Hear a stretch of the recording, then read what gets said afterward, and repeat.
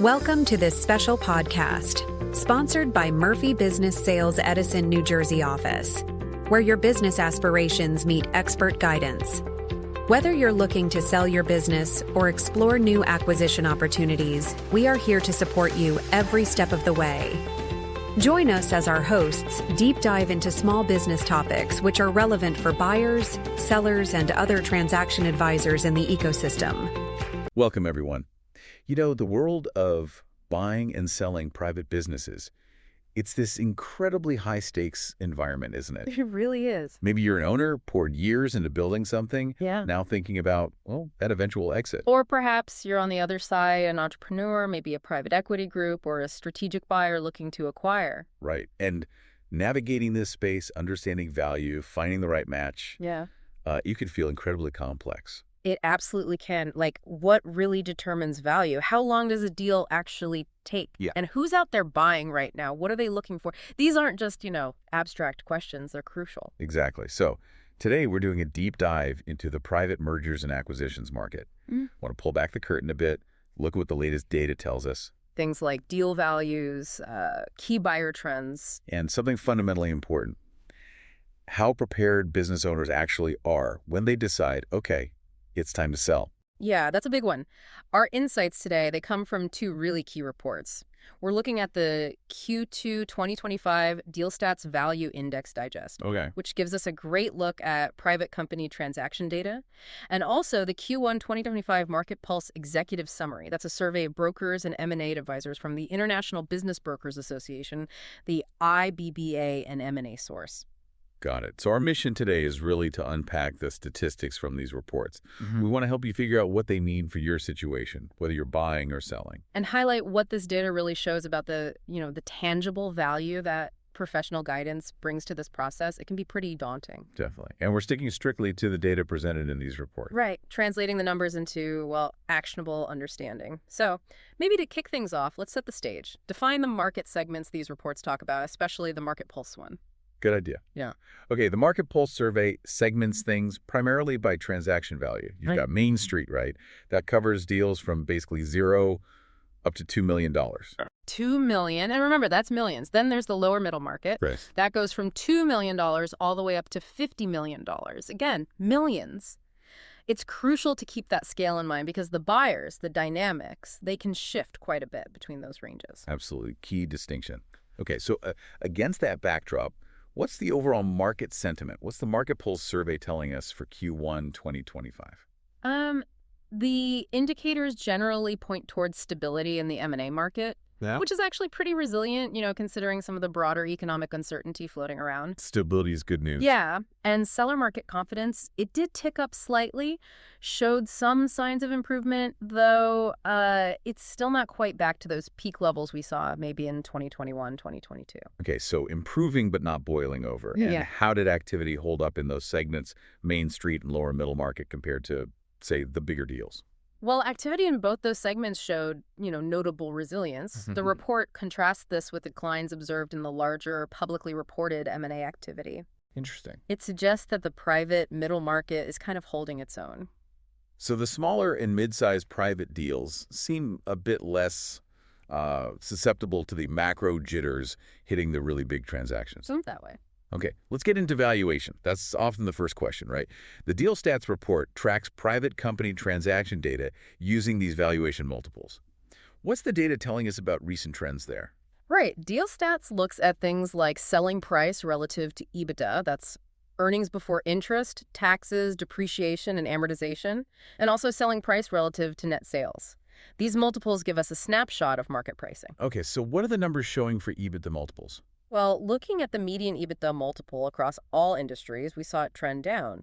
It hit 2.9 times back in Q1 and Q2 of 2022. Right. Since then, it generally trended up, peaked at 4.8 times in Q2 2024.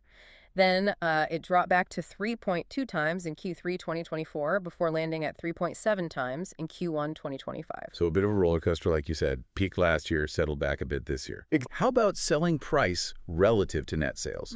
Different picture. A little different. Q4 2024 actually saw a significant increase there, up to 0.7 times sales. But that was followed by a decline back to 0.6 times in Q1 2025. But if you look at the three-quarter trailing average for net sales multiples, it's generally been increasing since Q2 2020. That's kind of the opposite of the trend before that period. The lowest point recently was 0.43 times back in Q2 2020. Okay, so different patterns depending on if you're measuring against profit, EBITDA, or revenue, net sales. Now, the reports also highlight something critical for valuation, the type of buyer and seller. Who's doing the buying seems to drastically affect the multiple paid. Oh, absolutely. This is where the numbers really, really jump out. I mean, for all transactions combined, the overall EBITDA multiple just ticked up slightly from 3.6 times in 2023 to 3.7 times in 2024. Pretty flat. Right. But when you break it down... What stands out? Well, public buyers acquiring private companies. They paid significantly higher multiples. Their median EBITDA multiple rose from 14.9 times in 2023 to 16.4 times in 2024. 16.4 times EBITDA, compared to the overall average of, what, 3.7? Exactly. Think about that. It's huge. It indicates really robust activity and strong demand from publicly traded companies looking to snap up private assets. That's a massive difference. Why such a gap? Public company buying a private one versus, say, another private company buying. It's several factors, really. Public companies often have better access to capital, right? They might use their higher valued stock as currency. Sure. And critically, they might pay a premium for strategic reasons, maybe entering a new market, getting technology, eliminating a competitor, or, achieving cost synergies that make the acquired business much more valuable to them specifically. Ah, the synergy premium. Right. More so than it might be on a standalone basis to just another private buyer. Those private-to-private deals, which, by the way, stayed steady at 3.4 times EBITDA in 2023 and 2024. They're often valued more purely on the acquired business's standalone cash flow potential. That makes sense. It really provides a vital context for a seller, doesn't it? Yeah. Who your ideal buyer might be can make a huge difference in the final number. A massive difference. Okay. DealStats also breaks down valuations by sector. Are there certain industries that consistently get higher multiples? Yes, definitely. The all-time median EBITDA multiple across all sectors is 4.0 times. But yeah, some sectors command premiums.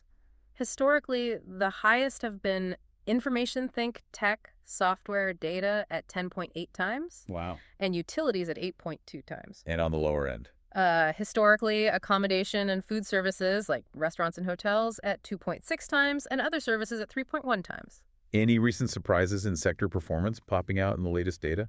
Yeah, the report notes a really remarkable recent jump in that information sector. Its last 12-month median EBITDA multiple spiked to 20.9 times. 20.9, compared to its all-time average of 10.8.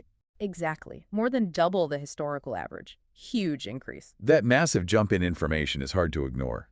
Must be intense competition for certain types of tech or data companies right now. Seems likely, yeah. Okay, let's shift over to some insights from the Market Pulse survey now. How are sellers actually performing against the value benchmarks they set, presumably with their advisors? Well, on average, sellers are getting valuations at 86% of their benchmark or better, which, suggests that professional guidance is generally helping them hit near their targets. Okay, 86% or better on average. Any standouts? Yeah, particularly businesses in that lower middle market range. Remember, $2 million up to $50 million, they performed especially well against their benchmarks in Q1 2025. How did the different tiers within that LMM stack up? The $2 million to $5 million segment, they received 97% against their benchmark. Pretty close. And the $5 million to $50 million segment actually exceeded expectations on average, hitting 102% against their benchmark. Wow, 102%. That's a really strong outcome for those larger LMM deals. Now, the report also mentioned that while Main Street multiples held steady, the LMM multiples slipped a bit. Can you explain that nuance? Seems slightly contradictory. Yeah, it's a good point. So advisors reported that overall, the median market multiples in the lower middle market trended down slightly up to maybe a full point year over year in Q1 2025. Okay. So while owners who worked with advisors did really well against the specific benchmarks they set with those advisors in Q1. Hitting 97% or 102% of their target. Exactly.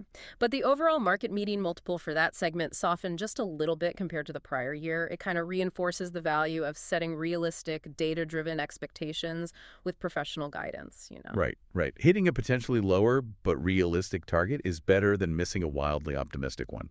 Makes sense. What about buyer competition? competition. Number of offers a deal gets must tell us something about demand. It does. The average number of offers per deal held pretty steady in Q1 2025. And the data clearly supports the idea that, the higher the value or the size of the business, the more competition you're likely to see from buyers. What does the data show specifically? Like how many offers? Well, for the smaller deals, say under $500,000, it's pretty typical to get maybe one or two offers. Okay. But the report highlights that over 80% of deals over $5 million attracted at least 3 offers in Q1 2025. And get this, a significant chunk, 16%, attracted 10 or more bids. 10 or more bids. For those larger deals, that kind of competition must be music to a seller's ears. Absolutely. It indicates really strong buyer interest, especially for, quality assets at that larger end of the lower middle market. Okay, let's talk financing. How are these deals actually getting funded? What's the structure look like? Cash at close, which is usually a mix of senior debt, bank loans, and buyer equity that remain relatively consistent over the last 4 quarters, according to the report. In seller financing. Is that still common? Yep, it's still a standard tool in private M&A. It accounted for roughly 15% of most deals in Q1 2025. 15%. Yeah. Any variations? Yeah, it was a bit less common in the very smallest deals, under 500,000, where it was about 9%. And also less in the largest deals, 5 million to 50 million, where it was only 5%.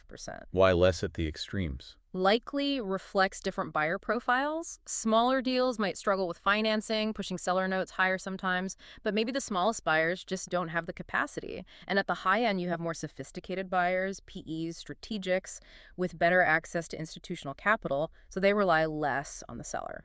Makes sense. The report also really emphasizes the role of the SBA 7A loan program, doesn't it? Especially for Main Street. Oh, absolutely vital. 90% of the advisors surveyed said the SBA 7A program is crucial for getting deals done, particularly for smaller businesses where getting traditional bank financing can be tougher. It provides essential liquidity. Well, the report does note, though, that some announced changes to the SBA structure, potential fee adjustments, things like that, they could impact the accessibility of these loans down the line. And the potential impact of that.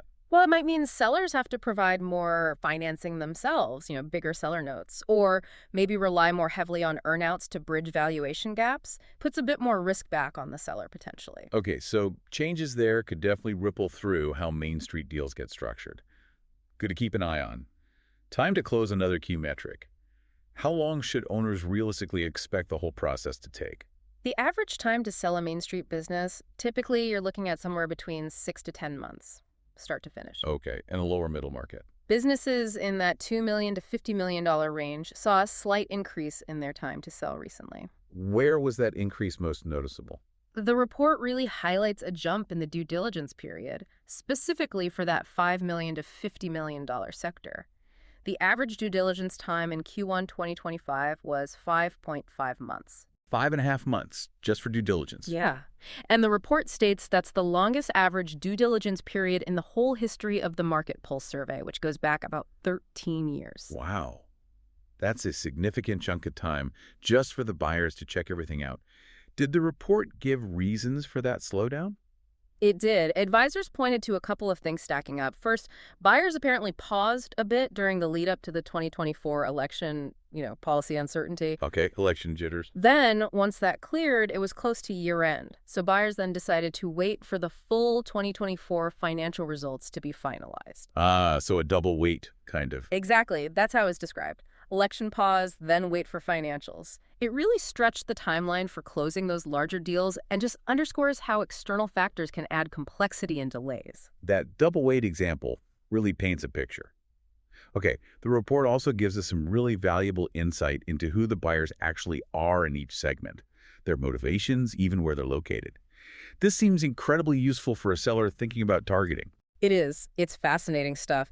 In the smallest segment, under $500,000, your typical buyer is a first-time entrepreneur 55% of the time. Or maybe a serial entrepreneur, that's another 28%. And why are they buying? Primarily buying a job. That's the motivation for almost half, 48%. Yeah. And they're usually local, 70% are within 20 miles of the business. Okay, very local, buying an income stream. Moving up to the $500,000 to $1 million range. Still a lot of first-timers, 50%, and serial entrepreneurs, 30%. But now you start seeing strategic buyers, existing companies, Buying for growth, they make up about 17%. Valuations change, too. Yeah, they get more mixed. Buying a job is still big at 39%, but you also see seeking better ROI at 19%, horizontal add-ons at 15%, vertical integration at 15%. Still mostly local, though, 65% within 20 miles. Okay. And the $1 million to $2 million segment, that Main Street LMM border. First-time buyers still strong at 40%, serial entrepreneurs 34%, strategics still around 17%. Key motivations are buying a job 43%, and horizontal add-ons 32%. Location's starting to shift. Yes, this is where it shifts. Less purely local. Buyers within 20 miles drop to 47%, and you see a noticeable jump in buyers from more than 100 miles away. That's 26%. Interesting. How about $2 million to $5 million? Now we're firmly in LMM. Picture diversifies a bit more. First-timers still 40%, but now strategics and serial entrepreneurs are neck and neck, both at 23%. Motivations tilt towards growth. Horizontal add-ons lead at 33%. Buying a job is still significant at 26%. And the location spread is similar to that $1 and $2 range, less local, more distant buyers. Okay, and finally the big leagues, the $5 million to $50 million segment. Yeah, this is where the buyer profile changes dramatically. This segment is really dominated by private equity firms. PEs accounted for 59% of buyers in Q1 2025. 59% PE, wow. And strategic companies were another 23%. Their motivation, overwhelmingly growth-focused, primarily horizontal add-ons at 64%, and seeking better ROI, 14%. And location? Mostly distant, I assume? Exactly. These buyers are largely remote, 55% located more than 100 miles away. It just reflects how these sophisticated financial and corporate buyers operate nationally, even internationally. The report notes over the last 8 quarters, PE averaged 42% and strategics 37% in this tier. That whole breakdown by segment is incredibly valuable for a seller. Understanding who's likely to buy your size of business gives you a roadmap for, how to market it, who to talk to, what they care about. Absolutely. Now, let's get to a part of the Market Pulse report that, for me, really underscores the need for professional guidance. That's the section on owner readiness and exit planning. Yeah, this section provides some pretty striking data points. The report found that the majority of recent sellers, 60%, actually started their business themselves from scratch. Built it from the ground up. Exactly. Another 32% acquired it through a purchase later, maybe 8% inherited it. So it tells us most owners have this deep personal history wrapped up in their company. It's not just lines on a spreadsheet, it's often their life's work, right? Precisely. And critically, the report stresses that 90% of recent sell-side clients were first-time sellers. 90%. They were completely inexperienced with the whole M&A process. 9 out of 10 owners selling their business are doing it for the very first time. Yeah. That's a huge number facing something incredibly complex and unfamiliar. It is, and this lack of experience, it's coupled with an even more concerning finding, frankly. More than 8 in 10 advisors, over 80%, reported that fewer than 5% of their clients had a written exit strategy in place before they even walked in for that initial meeting. Fewer than 5% had an actual plan. That's stunning. It sounds like most owners basically decide to sell and then start figuring out how, often with absolutely no roadmap. That's exactly what the data suggests. And this lack of preparation, this lack of planning, it means owners are often approaching what is likely the single largest financial transaction of their entire lives. Yeah. Without fully understanding the process, maybe not knowing their business's true market value, not knowing how to properly prepare it for sale, or even really what they want their life to look like after the sale. Which, as the report implies, can lead to all sorts of problems, right? Leaving money on the table, maybe deals falling apart late in the game. Or accepting unfavorable terms because they're just unprepared for the negotiation or unprepared for those hurdles like that extended due diligence period we talked about. Right. And remember, the selling process, it's deeply personal for most owners. That stat, 73% either built it or inherited it. That emotional attachment, while totally understandable, can be a real obstacle to objectivity when you're making critical, high-stakes decisions during a deal. Yeah, you need someone in your corner who isn't emotionally tied up in it. Exactly. Having a professional advisor, a broker, an M&A expert provides that essential objective perspective. They help owners see the transaction clearly, navigate the emotions, and focus on the best outcome. This data really paints such a clear picture of why that professional guidance is so critical. It's not just about finding a buyer or listing the business online. It's about navigating the entire complex journey. It truly is. The data shows the M&A market has different rules, different expectations depending on size, sector, buyer type. Right. Navigating that requires expertise, especially for those 90% who are first-time sellers and the 95+% who show up without a formal exit strategy. So an advisor helps owners prepare the business itself, which, as the data on hitting benchmarks suggests, can potentially increase its value, makes it more attractive, certainly makes it more ready for buyers to scrutinize. Definitely. And they manage all those complexities we talked about, from guiding the valuation process, understanding those multiples. By buyer type, by sector. Right. To identifying and marketing to the right kind of buyers. Is it local? Is it remote? Strategic? Financial? And then navigating those potentially long due diligence periods, the financing structures, understanding SBA loans, seller notes, earnouts, all of it. And providing that crucial support, that objectivity, throughout what is, for most owners, an incredibly emotional process of selling their life's work. Ultimately, professional guidance helps bridge that gap. The gap between an owner who's maybe built a fantastic business but knows nothing about selling it, and a market that demands very specific preparation and expertise. It's really about equipping owners to achieve the best possible outcome for themselves. This deep dive has been incredibly illuminating. Using the hard data from these two valuable reports really shows us what's happening beneath the surface in the private M&A market. Yeah. We've seen the market shows resilience, definitely, but the dynamics vary so much by transaction size. Valuations fluctuate, driven by macro factors, but also hugely by who the buyer is. Right. Financing methods seem pretty consistent, but, policy changes like with the SBA could cause shifts. And deal timelines, especially for larger transactions, can really stretch, highlighting that need for patience and preparation. And maybe the most impactful takeaway, the one that really hits home from the data, is just how unprepared the vast majority of business owners seem to be for the selling process. It powerfully underscores that critical need for early planning, for professional guidance, ideally long before they even think about putting up that for sale sign. Absolutely. And remember, these insights come straight from the detailed data found in the Q2 2025 DealStats Value Index Digest and the Q1 2025 Market Pulse Survey from the IBBA and M&A source. Valuable resources. Definitely valuable. So maybe here's a provocative thought for you, our listeners, to consider as we wrap up. Given that this data shows a vast majority of owners are first-time sellers, operating without a written exit strategy, what are the long-term implications?